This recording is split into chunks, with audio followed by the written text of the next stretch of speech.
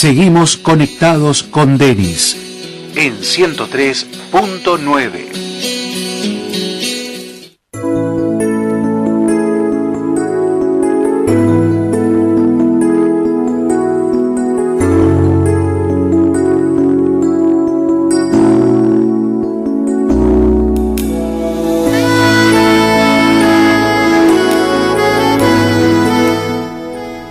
Y tal como dijimos en los estudios de la radio, ya se encuentra el padre Luis Montes del Instituto del Verbo Encarnado. Está en nuestro país, él es argentino, pero en este momento está desarrollando su labor pastoral como misionero en Irak. Llegó a Bagdad en el año 2010, es párroco en la Catedral de Rito Latino de esa ciudad. Bienvenido, padre, y gracias por aceptar la invitación de llegarse hasta aquí, hasta los estudios de la radio. ¿Cómo le va? ¿Qué tal? Muy bien, gracias a usted. Bueno, nos encantaría en principio conocer un poco sobre su vida, padre, ¿no? Sobre su vida sacerdotal. Usted es argentino, me comentaba recién de la provincia de Buenos Aires, nacido allí. ¿Y cómo llega en el trayecto de su vida hasta Irak? Sí, yo me ordené en el año 1996, y para esa época había una fundación que queríamos hacer en Tierra Santa, faltaba alguien, así que me ofrecí y me enviaron allá. Estuve en Tierra Santa 6 años y medio, en Ortaz, que es un pueblito que está pegado a Belén, en la ciudad donde nació Jesucristo. Allí estudié la lengua árabe, terminada mi misión en Tierra Santa, pasé un año en Jordania. Después de ese año fui a Egipto durante también 6 años y medio. Y cuando terminé mi misión en Egipto me preguntaron si quería ir a Irak, y Irak es un lugar que yo tenía ciertamente en mi corazón, así que acepté con gusto. Hace 4 años que estoy ya en Bagdad. Y en esta catedral de Rito Latino. Sí, soy el párroco de la catedral y vivo en comunidad religiosa con el padre Jorge Cortés, que él es de San Luis, y él llegó unos meses antes que yo a Bagdad. ¿Y allí se maneja con el hebreo? ¿Con qué idioma? ¿O con inglés? ¿Cómo? No, el idioma del país es el árabe. Ajá. Por eso nosotros cuando llegamos a Medio Oriente lo primero que hacemos todos es estudiar 2 años la lengua árabe. Es una lengua muy difícil, así que los 2 primeros años no hay ninguna actividad pastoral, es solamente estudio, 8 horas por día durante 2 años para aprender el árabe clásico. El árabe clásico es el árabe que se usa en la liturgia, el que se escribe en los libros, en los medios de comunicación, aunque simplificado. Y después en cada país varía el árabe coloquial, que es el árabe que habla la gente en su casa, pero no se escribe. Nosotros tenemos que aprender árabe clásico primero y después aprender árabe coloquial en Palestina. Cuando fui a Egipto hay otro árabe coloquial que tuve que aprender. Ahora en Irak otro árabe coloquial que tuve que aprender. Así que lo primero fue la lengua, hablar el árabe para poder manejarnos, si no uno no podía leer ni siquiera el Evangelio en la misa. Digamos, claro, nada, eso, ni ¿no? Comunicarse con la gente, que es fundamental, es decir, y vivir.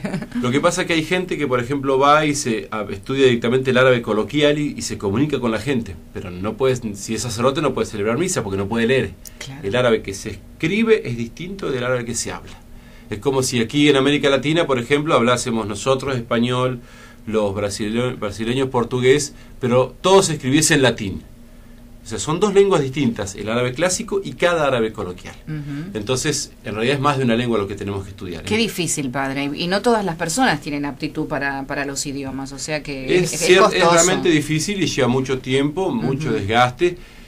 Los 2 primeros años que uno llega recién ordenado quiere trabajar en la pastoral y tiene que dedicarse al estudio de la lengua, pero es algo necesario y si uno quiere ayudar a esos pueblos tiene que hacerlo, así que tampoco es que va a ser un problema en concreto, digamos. ¿Y siempre sintió ese deseo misionero porque bueno, Medio Oriente es una zona del mundo difícil, conflictiva, lo ha sido desde siempre, padre?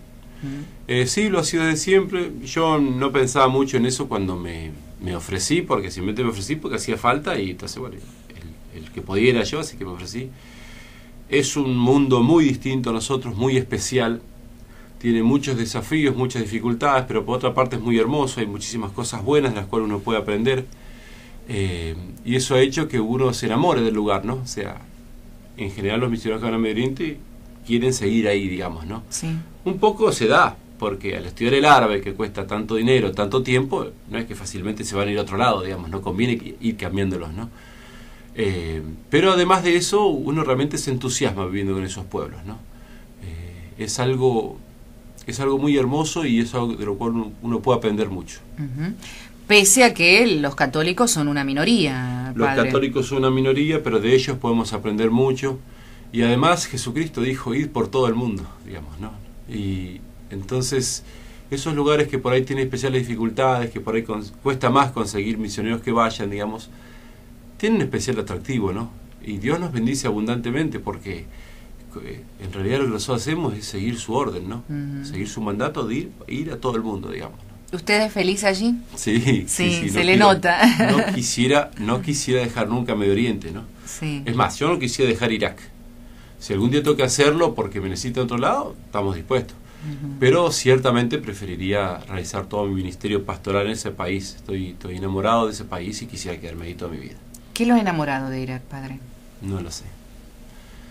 Yo estaba en Jordania cuando empezó la guerra, la última guerra, la invasión de Estados Unidos a Irak, y meses antes uno ya se daba cuenta, estando ahí, que la guerra estaba decidida, que la mayoría de los argumentos eran excusas y que estaba decidida, y la injusticia hizo que uno se enamore de un pueblo que ya venía tan sufrido y que iba a seguir sufriendo tanto, ¿no? Y por supuesto ahora, en este momento, el tema es que Irak está dando lo mejor a la Iglesia de Cristo, digamos, está dando mártires. Jesucristo dice, no hay amor más grande que el que da la vida por sus amigos, y eso lo están haciendo los cristianos en Irak. En eso no nos gana nadie. Así que ciertamente para mí es un honor, me considero indigno de estar en ese lugar, digamos, no considero una gracia enorme de Dios poder estar allí haciendo lo poco que se puede hacer, porque tampoco es tanto lo que uno puede hacer. Sin duda. Bueno, nosotros a través de las informaciones, bueno, sabemos el conflicto entre el gobierno iraquí, el Estado Islámico de Irak, el Levante, todas estas situaciones tan difíciles, ¿no?, que fueron ocupando varias ciudades, entre ellas por allí las más conocidas, Mosul, ¿no?, Tikrit, estas ciudades, los nombres que más nos llegan. Pero este es un país de atentados, de muerte permanente. ¿Cómo es vivir en un día en Irak, padre?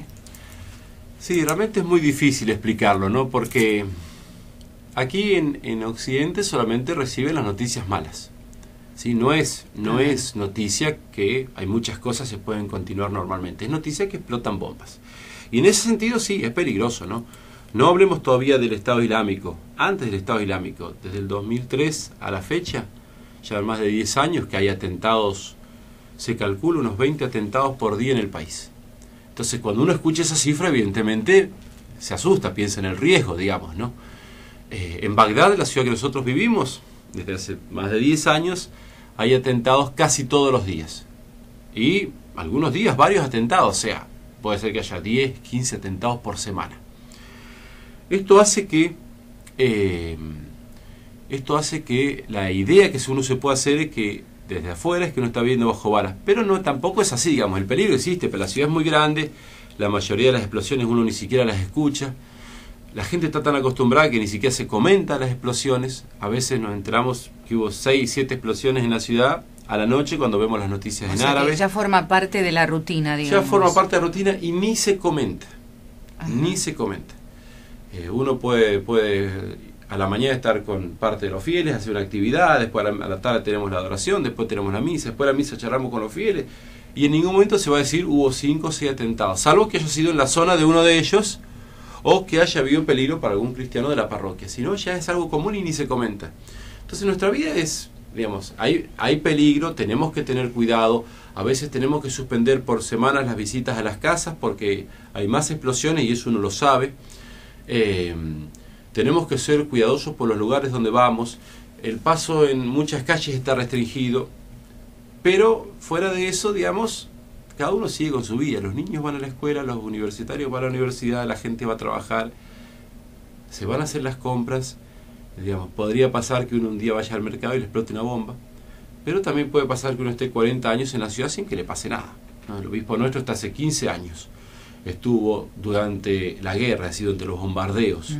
Estuvo ya más de 10 años con todas esas explosiones que yo les conté y jamás estuvo él en concreto en peligro real, ¿sí?, cerca de un atentado, digamos.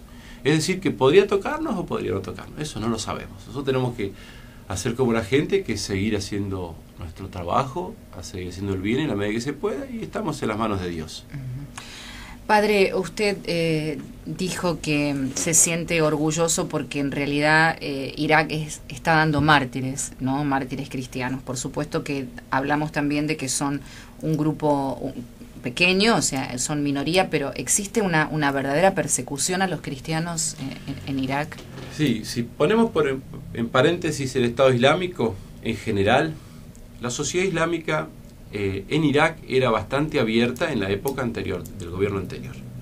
Había leyes que protegían a los cristianos, no había mayores problemas. Evidentemente en algunos sectores de tanto la rama sunita del Islam como chiita, había gente más cerrada que no quería a los cristianos. La libertad religiosa, por supuesto, no era completa, eso no pasa en ningún país islámico. Por ejemplo, si un musulmán se quiere hacer cristiano es castigado. En algunos países bajo la ley, o en otros países simplemente los familiares tienen que matarlo. Es decir, que había una cierta apertura en comparación con otros países musulmanes. Desde la guerra no, desde la guerra ha sido un desastre porque por el vacío de poder los distintos grupos han intentado tomar el poder por la fuerza, y cuando hay caos las minorías son las que más sufren. Entonces la gente más cerrada, los extremistas, tenían más facilidad para dañar a los cristianos. Así se va el caso, por ejemplo, de gente que entraba una noche a una casa de cristianos y no entraba para robar, entraba para matarlos y mataba a toda una familia y se iban. Eso pasa desde el 2003 acá, digamos, ¿no? Irak ha dado mártires antes del Estado Islámico y ha dado muchos mártires. Mucha gente que ha muerto simplemente porque eran cristianos. La mayoría de los atentados son del grupo sunita que hace explosiones contra los chiitas y el grupo chiita que hace explosiones contra los sunitas. Y no tan directamente hacia los cristianos, pero en medio del caos que hay, es fácil hacer daño a un cristiano sin que haya un castigo. Los niños, por ejemplo, sufren presión en las escuelas de los compañeritos para que se hagan musulmanes.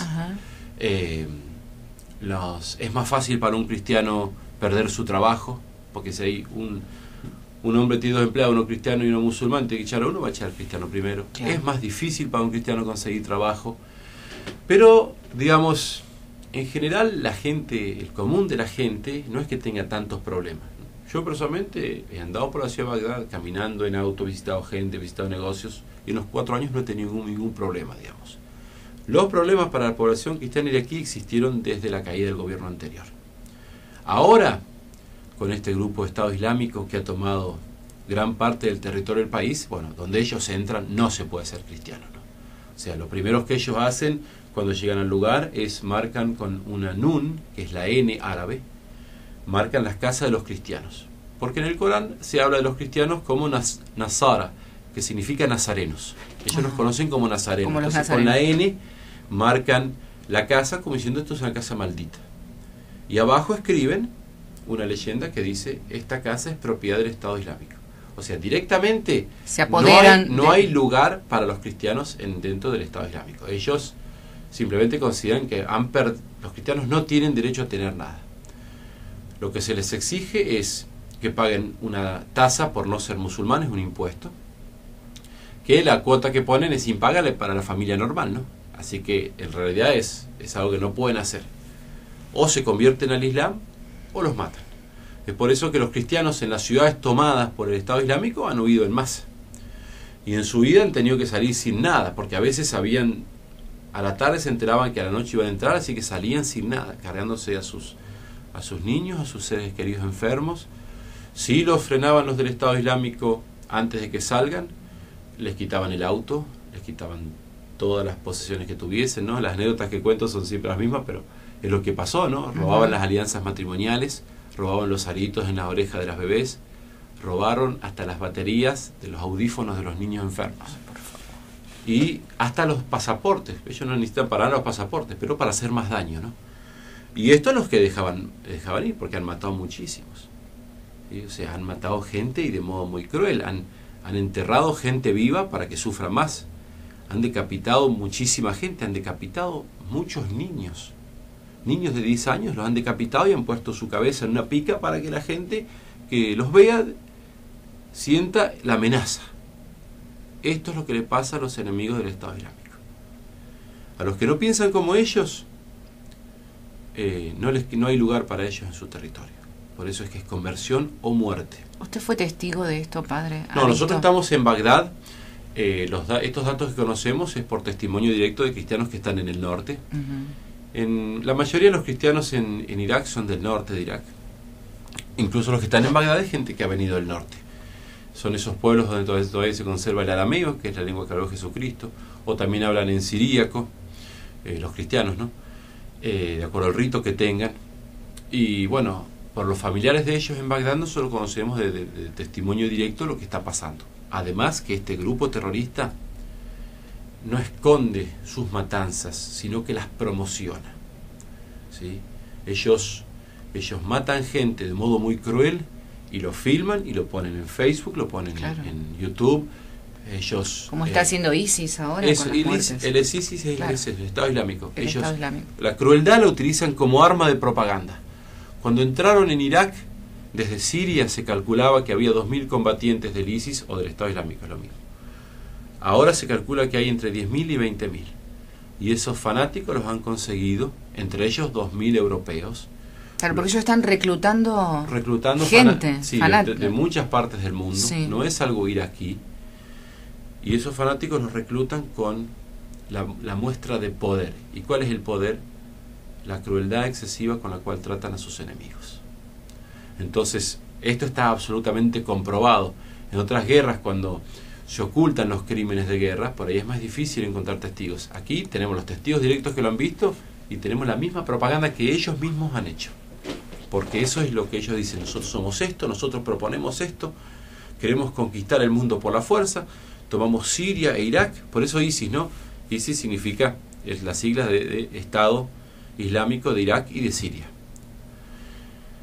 Nosotros queremos tomar Siria e Irak, después tomar todos los países musulmanes, después los países donde estuvieron los musulmanes, como por ejemplo España, ¿no? Ellos dicen directamente, lo filman y lo dicen, ¿no? España, vamos por ti. Y después de eso todo el mundo, ¿no? Obligando a cumplir su visión extrema de la religión musulmana. Ahora, qué tremendo, ¿no? Que en esta etapa que estamos viviendo siga habiendo guerras y que el fundamento o el fundamentalismo sea el de la religión. Sí, eso es verdad, es una cosa terrible, es algo que no tendría que pasar, es una vergüenza para la humanidad en el siglo XXI. Igual hay que entender que el ISIS es esencialmente, su motivación es esencialmente religiosa, es decir, según su religión extrema. El problema es que el ISIS está sostenido por gente que está detrás, que son poderosos en el mundo, que no es tanto la religión les interesa, sino es una cuestión de poder y dinero. De poder económico. De poder económico, sí. O sea, dominar, ¿sí?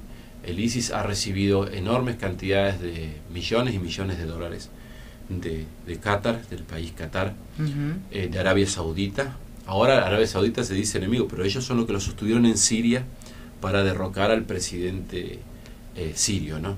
Y detrás de esos países, potencias regionales sunitas, hay otros países occidentales aliados de ellos, ¿no?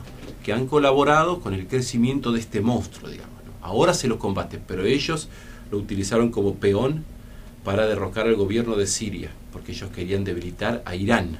Claro. ¿Sí? Entonces Irán es considerado el gran enemigo, entonces no importa los medios a utilizar para debilitar a Irán.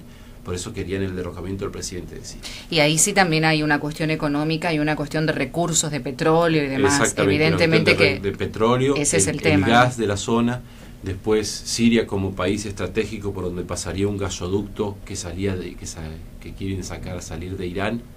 O sea, ahí, por eso le digo, ¿no? Los del ISIS, mentalidad religiosa fanática absolutamente extrema, ¿no? Parecen enfermos mentales ya, ¿no? Pero detrás de ellos hay gente que no le interesa la religión. Hay gente que lo único que le interesa es el dinero y el poder.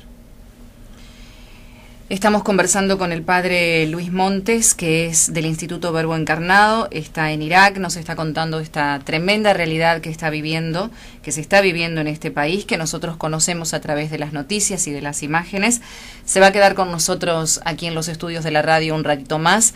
Pueden comunicarse al 431-2872.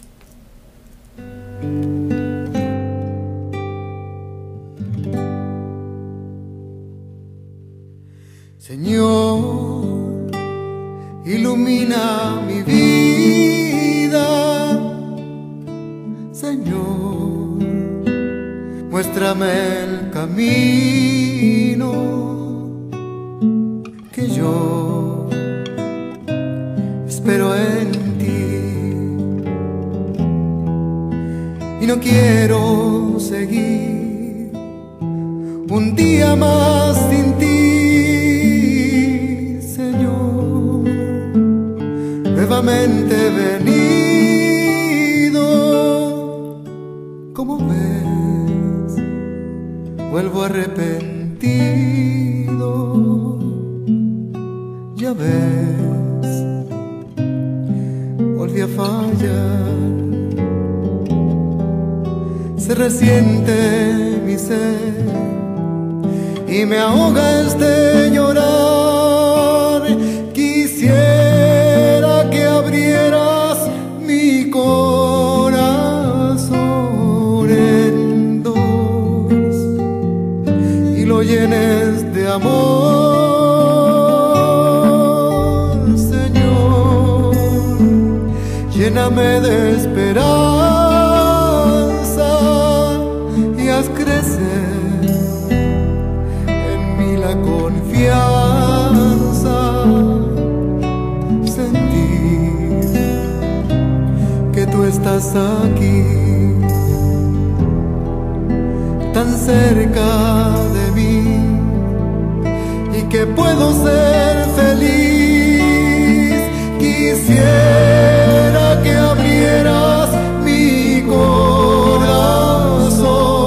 en dos y lo llenes de amor.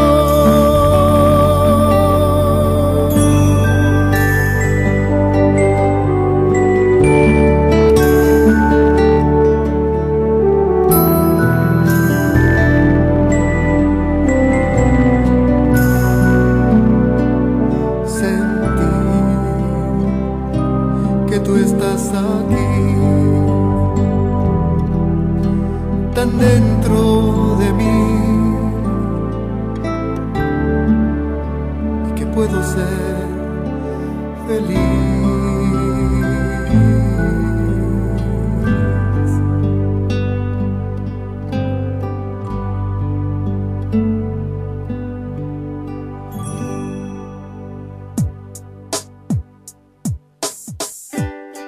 Onda de Radio. Palabras que animan, voces que te acompañan.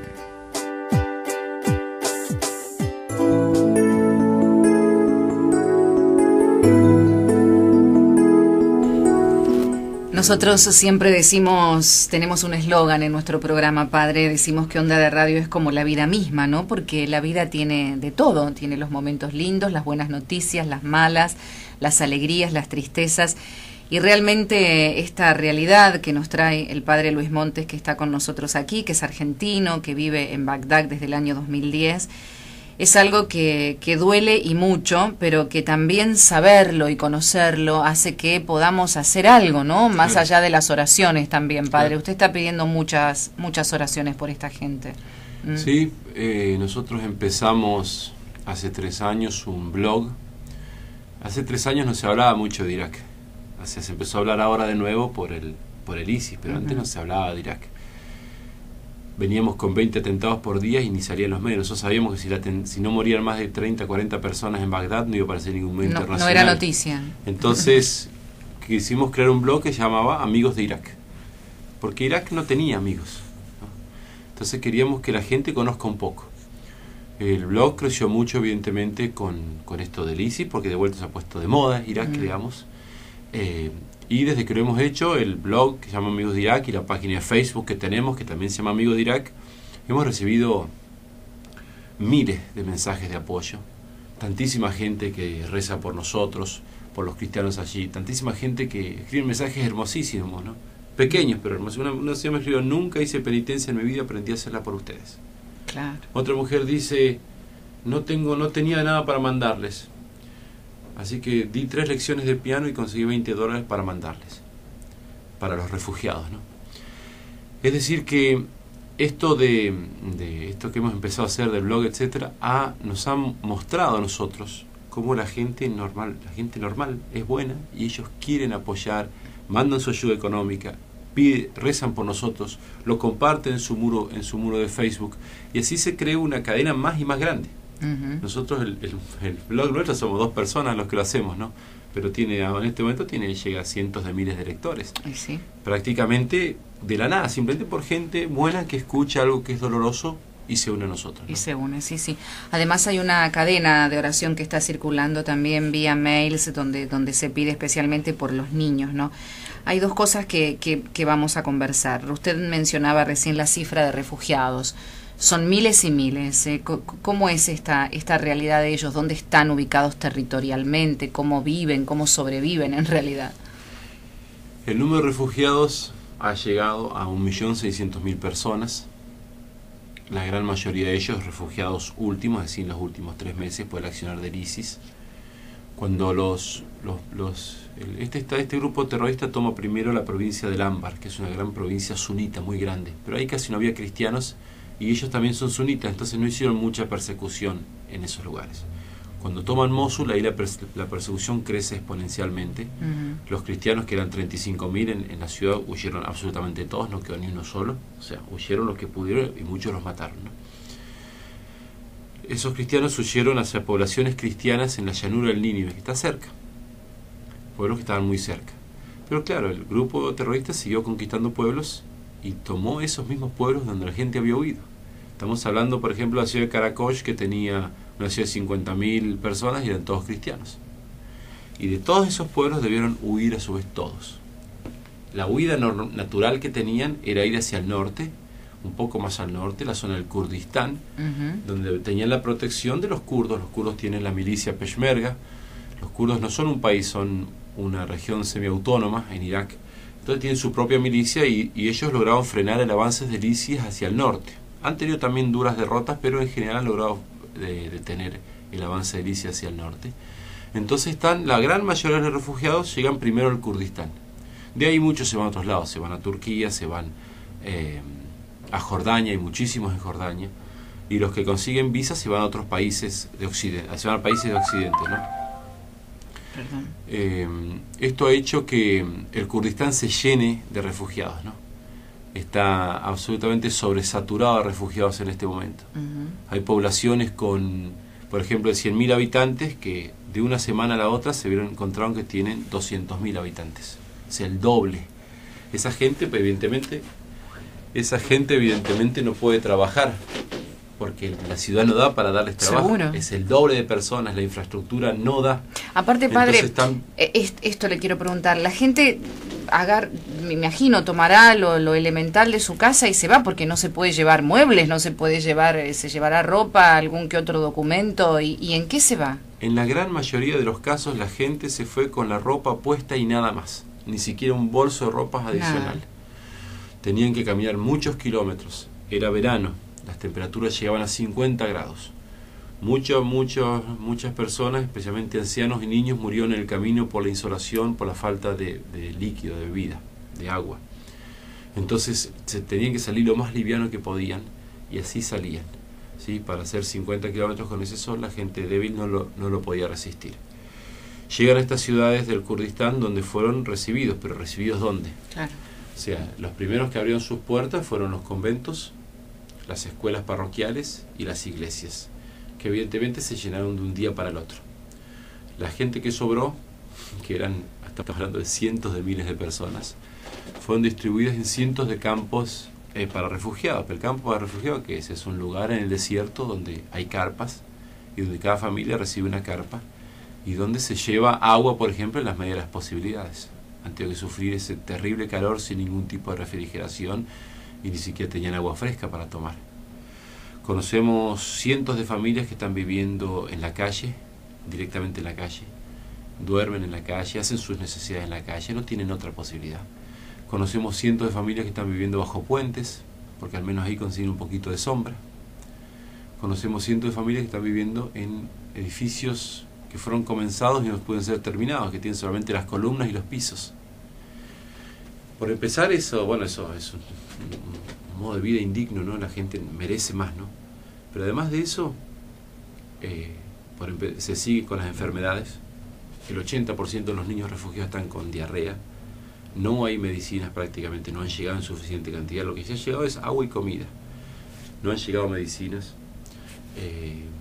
No falta lo más básico de todo. Pero además de eso se aproxima ahora el invierno. En el norte nieva todos los años y la gente está viviendo sin nada, sin siquiera abrigos, sin paredes, en muchos casos sin techo.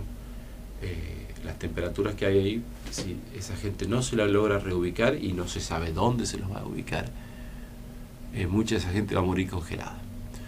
En las escuelas están llenas y los que están en las escuelas están un poco mejor porque al menos tienen baños. Claro. Pero de las escuelas los tienen que sacar ahora estos días porque están por empezar las clases. Tampoco todo el Kurdistán puede dejar de tener clases. No se sabe qué se va a hacer con ellos. Se los está mandando a los que se pueda a Bagdad para aliviar un poco el norte de refugiados, pero la situación es absolutamente dramática. Estamos pensando 1.600.000 más que la población que tiene Rosario. Ciertamente. Es como si todo Rosario del día para la noche se tiene que salir de acá y vivir en el desierto. Y no tuviera dónde estar. Y no tuviese dónde estar. Para la gente de clase media es muy doloroso porque ni siquiera están acostumbrados. Claro. Se han encontrado el día para otro, o sea, los ahorros en el banco fueron saqueados, las casas no las van a recuperar, ya han perdido esperanza de recuperarlas. Lo mismo sus autos, sus pertenencias, todo lo que tenían, incluso hasta las cosas personales que ellos querían, como fotos, etcétera. Todo eso es perdido de un día para el otro. Todo el trabajo de una vida, de un hombre honesto, ¿sí?, que se casó, formó una familia, trabajó duramente, le fue despojado. Lo que yo siempre digo es, no tenemos que pensar en 1.600.000 refugiados, porque eso es solamente un número. Eso son estadísticas. Uno dice, qué barbaridad, y pasa otra cosa. Lo que tenemos que hacer es pensar, ¿qué pasaría si de pronto mi papá, que tiene 65 años, viene gente y lo echa de la casa, le quita el auto, es despojado de todo y es enviado caminando bajo el sol a otro lado? ¿Qué pasaría si ese fuese mi hermano, ¿sí?, mis hijos, mi señora, etcétera? Uno tiene que imaginarlo para ponerle una cara al refugiado, porque si no el refugiado es un número, ¿sí?, es una estadística. Y pasa fácil, así como uno se duele por ellos 2 minutos, así mismo el dolor se va rápido. Sí. Uno tiene que tratar de ponerle un rostro. Uno escucha un atentado, ¿no?, y dice 15 muertos y 130 heridos. No tiene que pensar solamente en los muertos, tiene que pensar también en los heridos. Uno de esos 150 no va a ver nunca más en su vida, va a perder la vista. Otro va a perder una pierna, por lo cual ya no va a poder trabajar y no va a poder sostener una familia con 5 hijos. Una mujer va a quedar traumada y no va a poder dormir en las noches, como nosotros conocemos muchos casos. Los niños conocemos niños que en la escuela tienen miedo, se hacen encima por el miedo, teniendo miedo que haya una bomba. Claro. Quieren volver a su casa, quieren vivir encerrados, no quieren ver el sol, no quieren ver un parque, ¿sí? Van a la iglesia con miedo, ¿sí? Conozco una señora que después de un atentado fuerte a una iglesia que hubo en Bagdad hace 4 años, recién después de 4 años pudo volver a entrar en una iglesia por el trauma que le había quedado. Fue de 4 años y lo hizo medio obligada porque uno de sus hijos recibía la primera comunión y ella quería estar presente. ¿Sí? Esa es la realidad que nosotros vivimos. Ese es el sufrimiento de la gente. Si uno se lo pone un poco en la mente, digamos, se lo imagina, ahí cobra su verdadera dimensión, ¿no? ¿Qué pasaría, por ejemplo, tiene que pensar, si yo, que tengo 40 años, me quedo sin trabajo y tengo que estar todo el día tirado en una colchoneta viendo a mi familia sin poder hacer nada por ellos, sin poder trabajar, sin poder mantenerlos, sin tener los papeles para viajar al exterior, sin saber qué va a pasar con ellos, viendo que mis hijos están con miedo, viendo que están traumados, que no va a haber escuela para ellos durante meses o años? Esa es la realidad que vive el pueblo de Irak. Por eso es que nosotros pedimos oraciones y pedimos que se dé a conocer. ¿Y qué más se puede hacer, padre? En cuanto a donaciones también. La gente a veces me pregunta si se pueden mandar materiales, alimentos, etcétera. Eso no se puede hacer porque la aduana en Irak tiene leyes rarísimas y más de hay gran riesgo que la comida se pierda o la mercancía. Claro. Lo que sí se puede hacer es colaborar con alguna organización católica, sobre todo, que son las que nosotros conocemos y de las cuales podemos dar fe, que se les puede mandar plata vía internet, ¿no?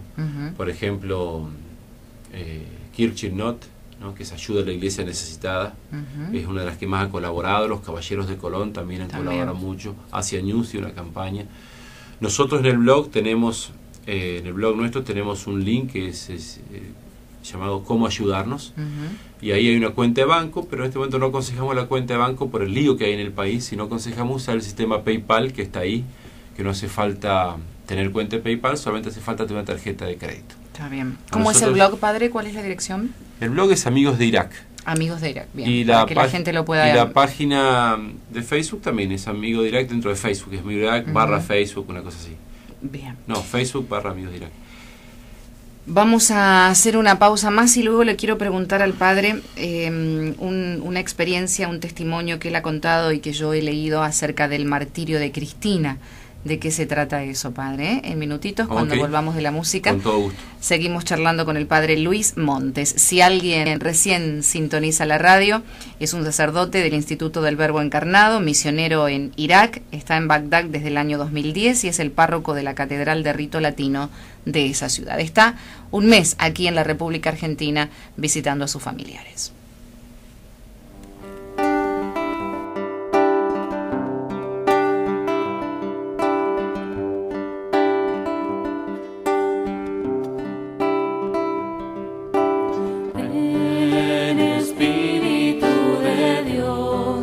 Inúndame de amor, ayúdame a seguir.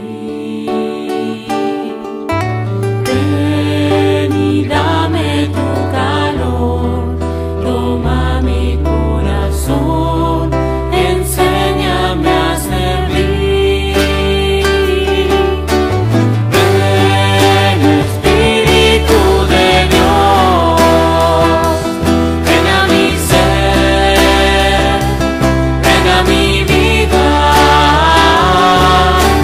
ven y dame tu calor, ven a morar, Maranatha.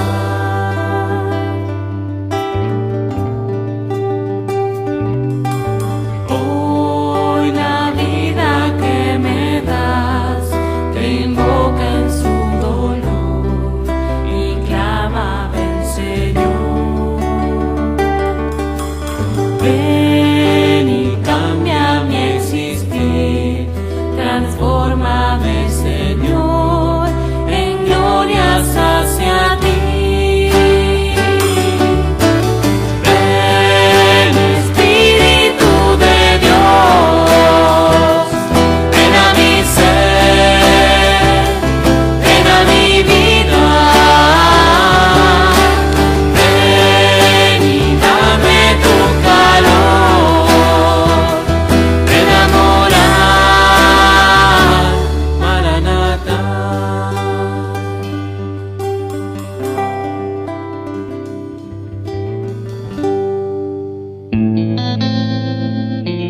Onda de Radio.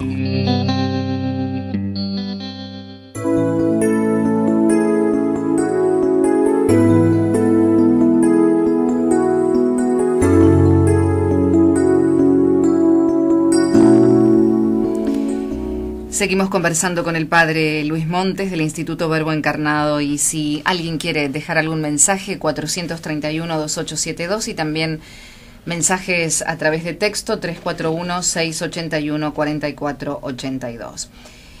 Padre, sé que este testimonio, esta historia de Cristina ha marcado mucho su vida como misionero allí en Irak y nos gustaría que nos cuente detalladamente de qué se trata. Sí, la historia la escuché recientemente. Un niño, preparamos a los niños primera comunión. Uno de ellos se llamaba Gorgis y la mamá de él nos contó la historia. Ella, la mamá de esta chica Cristina que falleció, me contó que en el 31 de octubre del año 2010 su hija le dice: mamá, hoy es domingo, vamos a misa. Ella se va junto con su hija solamente porque el niño más chico, el que tomó la comunión ahora, se sentía mal, así que se quedó en la casa. El papá no podía ir a misa porque estaba trabajando. En los países islámicos el domingo es un día laboral. Así que fueron ellas dos solamente.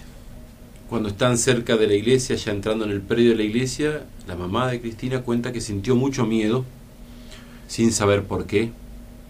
Así que se quedó rezando en una ermita de la Virgen que estaba fuera de la iglesia. Y Cristina se desapareció. Entonces ella se asustó mucho, ¿no? En Argentina por ahí pasa, pero en Irak, que una niña de 12 años se separe de su madre es impensable, ¿no? Claro. Y más en una ciudad donde hay atentados, ¿no?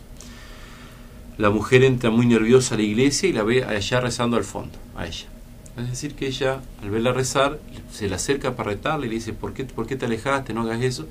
Pero la niña parecía no escuchar, estaba arrodillada rezando, es como que ni escuchaba a su madre. Así que la mamá se sentó al lado de ella y se quedaron juntas ahí hasta que empezó la misa. Después de empezar la misa, al rato empiezan a escuchar disparos afuera.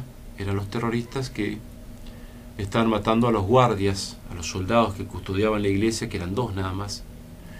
Los mataron, o sea, primero hizo una explosión con un auto cerca de la iglesia para producir una distracción. Cuando los guardias se acercan a ver la explosión, les dispararon y los mataron y entraron en la iglesia. Eran casi prácticamente 10 hombres armados con ametralladoras y granadas, ¿sí? Es decir, armas de guerra. Cristina y su madre están al fondo de la iglesia. Cuando ellos primero escucharon los disparos. Cuando los hombres entran, Cristina la mira a su madre y le dice, mamá, no tengas miedo. La mira de vuelta y le dice, si me querés, no tengas miedo, y la abraza. Cristina tenía 12 años, pero ella conocía la realidad de Bagdad. Esto fue en el 2010, es decir, durante 7 años ella creció sabiendo que había atentados, que había bombas en las iglesias, que se mataban a los cristianos, que era peligroso salir. Es decir, que cuando ella vio a los terroristas, ella supo que venían a matarla. Ella no tuvo dudas, ¿no? No era pensable que eran soldados que venían a custodiarla. Ella supo que la muerte estaba enfrente de ella. Y con sus 12 años miró a la muerte y con sus 12 años encontró fuerzas para darle fuerzas a su madre. Normalmente tiene que ser al revés, ¿no? La mamá tiene que haberla abrazado para darle su apoyo. Para contener a la hija. Claro. ¿No? Acá fue al revés. La niña mostró un coraje y le dijo a la madre, no tengas miedo. Y al decirle, si me querés, no tengas miedo, es como si ella hubiese sabido que la mamá no iba a morir. O sea, esto no lo podemos saber, lo estamos suponiendo, ¿no? Pero lo que sí sabemos es que ella, de frente a la muerte, mostró un valor que no es propio de una niña de 12 años y que casi no es propio de un adulto. Y tuvo el coraje de darle fuerza a su madre. Los terroristas los hacen avanzar a todos. Una gran parte de la gente había escapado por la sacristía. Se salvaron bastantes personas. Al final, en total, los muertos eran como 50. Hacen avanzar a todos por el pasillo central. Como ellas estaban prácticamente al fondo, son de los primeros en avanzar. Llegan enfrente al presbiterio, enfrente al altar, y les dicen que se recuesten. Y cuando se empiezan a recostar todos, los ametrallan por la espalda. La primera en caer muerta fue Cristina, por la posición en la cual estaba, y al lado estaba su madre, que también tendría que haber muerto si la metralla agarra a todos. Pero justo detrás de la mamá había otra señora que cae muerta sobre ella, sobre la mamá. Sobre la mamá de Cristina. Entonces Cristina muere al lado del cuerpo de su hija, queda su madre viva, ¿sí? Cubierta, tapada por cadáveres, toda gente muerta, un charco de sangre, y ella se quedó allí todo el tiempo, las 4 horas que duró el asalto, se quedó calladita. Entonces la dieron por muerta. Varios que se salvaron fue de ese modo, ¿no? Era tanta la confusión, tanto los muertos, que quedaron, algunos se salvaban porque pensaban que estaban porque muertos. No se dieron cuenta. Sí. La mamá de Cristina estaba embarazada y cuando la metralla rompe los aire acondicionados, todo el gas del aire acondicionado, que es venenoso, fue hacia la mamá, ella tuvo que respirarlo. Después un médico le confirmó que por las semanas de embarazo que llevaban fue que no hubo daño para la bebé, que si hubiese sido distinta las semanas de embarazo, probablemente el bebé nacía mal, ¿no? Y bueno, cuando terminó esto, cuando se cansaron de matar, que ya no quedaba nadie, se hicieron explotar muchos de ellos. Ahí recién entró la policía a rescatar, que no había nadie para rescatar, ¿no? Los dejaron morir a todos, ¿no? Mataron a todos los terroristas y ahí los que quedaron como muertos bajo cadáveres se levantaron. Sí, la mamá de Cristina se salvó. Después tuvo a su bebé, que está muy bien. ¿Qué fue el que tomó la comunión? No, el que tomó la comunión es el hermanito que no pudo ir, pues estaba enfermo. La bebé tiene 4 años, ¿no? Ajá. Y es así que el punto es el punto de esta historia es el siguiente, ¿no? ¿Cómo puede una niña de 12 años tener el coraje de no asustarse ante terroristas armados y ser como la madre de su madre, ¿no? Darle fuerza a su madre, ser el apoyo, el sostén, ¿no? ¿Y cómo puede caminar el pasillo que lleva del fondo de la iglesia hasta el altar con la tranquilidad con que lo hizo? ¿Sí? Ella sabía que iba a morir, y como cuenta San Ambrosio de Santa Inés, ¿no? San Ambrosio dice: Santa Inés iba al martirio como una novia que se desposa, con alegría. Así es como nosotros nos imaginamos a Cristina, porque es lo que se sigue de la historia, ¿no? Claro. Ella también, como Inés, fue un cordero. Inés significa cordero, ¿no? Ella también, como Inés, fue un cordero inocente que fue hacia el altar a ser degollado como el mismo Cristo, a ser muerto, ¿sí? Como el mismo Cristo. Por eso es que cuando escuché la historia le pedí permiso a la mamá para contarla, no quería contar la historia ni escribirla en ningún lado. Si la mamá no me autorizaba, yo quería respetar su privacidad, ¿no? Pero no, ella le gustó la idea, le alegró que su hija sea recordada. Así que bueno, digamos, la iglesia tendrá que decidir en el futuro si esta niña es mártir o no, pero yo personalmente, desde que escuché la historia, muchas veces le he pedido cosas a Cristina, a esta niña asesinada, y bueno, ella muchas veces me ha concedido las cosas que yo necesito. Es como un ángel. Eso ciertamente que es un ángel. Es como un ángel, ¿no? Es como un ángel. Ella era inocente, era buena, era pura, murió bárbaramente asesinada por gente sin corazón. Y bueno, ahora, como nos enseña San Pablo, aunque la iglesia tiene que determinarlo, ¿no?, con su autoridad, pero reina con Cristo por toda la eternidad. Seguro. Aparte, como usted lo está manifestando, ¿no? Evidentemente que ahí estuvo la mano de Dios, la obra de Dios en su interior. No hay otra espíritu. Explicación posible. Seguro. Es imposible pensar que una niña de 12 años reaccione así. Por eso siempre cuento esta historia que a mí me llamó mucho la atención, ¿no? Porque esto muestra la grandeza del pueblo iraquí. El pueblo iraquí no se destaca, ¿sí?, por los inventos, por la inteligencia, por un montón de cosas, ¿sí? El pueblo iraquí se destaca porque tiene la fuerza de Dios en sus corazones, porque Dios los está bendiciendo, porque están dando su vida por Jesucristo, ¿no? Y eso no puede ser superado por nada. No hay en este momento pueblo que esté haciendo más por la iglesia de Cristo que el pueblo de Irak, ¿sí?, juntamente con el pueblo de Siria, ¿no? Y es por eso que usted me preguntaba, ¿usted quiere estar ahí? Y sí, yo quiero estar ahí toda mi vida. Yo quiero estar ahí toda mi vida, dice el padre Luis, y bueno, evidentemente él siente también esta misión, o sea, siente que Dios lo envía a estar allí, padre. Le agradecemos mucho que haya conversado de esta manera con nosotros, que hayamos entendido mucho más a través de sus explicaciones, y bueno, por supuesto que la gente que quiera, todos vamos a rezar por esta situación ahora que la conocemos mucho más profundamente, y quien quiera ingresar al blog Amigos de Irak, sí, allí puede obtener más información y además conocer de qué manera se lo puede ayudar. Exacto. ¿Cuándo regresa a Irak, padre? A fines de octubre viajo a Egipto y 4 días después el pueblo Bagdad. Y allá 2 años más, hasta tanto regresar. Allá 2 años más. Porque me decía que cada 2 años pueden visitar a su familia. Cada 2 años venimos un mes a la patria a visitar a la familia, sí. Bueno, que Dios lo acompañe, padre. Muchas gracias, que Dios la bendiga a usted y a toda la audiencia. Muy amable, ¿eh? Hasta cada momento. Conversamos con el padre Luis Montes del Instituto del Verbo Encarnado, sacerdote misionero que está en Irak.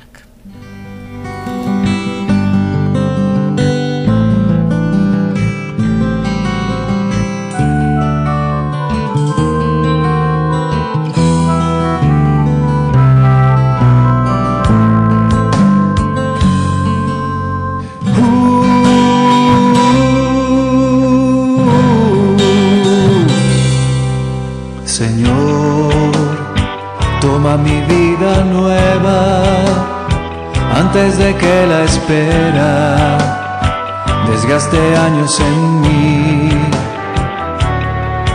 Yo estoy dispuesto a lo que quieras, no importa lo que sea, tú llámame a servir. Llévame donde los hombres necesiten tus palabras, necesiten mis ganas de vivir. Donde falte la esperanza, donde todo sea triste simplemente por no saber de ti. Te doy mi corazón sincero para gritar sin miedo lo hermoso que es tu amor. Señor, tengo alma misionera, condúceme a la tierra que tenga sed de Dios. Llévame donde los hombres necesiten tus palabras, necesiten mis ganas de vivir. Donde falte la esperanza, donde todo sea triste simplemente por no saber de ti. Y así en marcha iré cantando, por calles predicando tu grandeza, Señor. Tendré mis brazos sin cansancio, tu historia entre mis labios y la fuerza en la oración. Llévame donde los hombres necesiten tus palabras, necesiten mis ganas de vivir. Donde falte la esperanza, donde todo sea triste simplemente por no saber de ti.